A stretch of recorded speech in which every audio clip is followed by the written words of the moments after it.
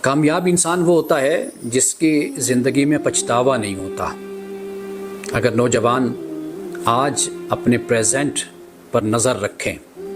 یعنی اس میں یہ سوچ کر زندگی گزاریں کہ ہم اس طرح اچھی زندگی اور کامیاب زندگی بسر کریں کہ ہم مسلمان ہیں تو اسلام کے تقاضوں کو پیش نظر رکھیں، ہم مسلمان ہیں تو خدا کو مانتے ہیں، رسول کو مانتے ہیں، دین کو مانتے ہیں، قرآن کو مانتے ہیں۔ اگر ہم اپنی اس وابستگی کو پیش نظر رکھیں تو ہماری زندگی میں جو پچھتاوے ہیں یہ نہ ہونے کے برابر ہوں گے۔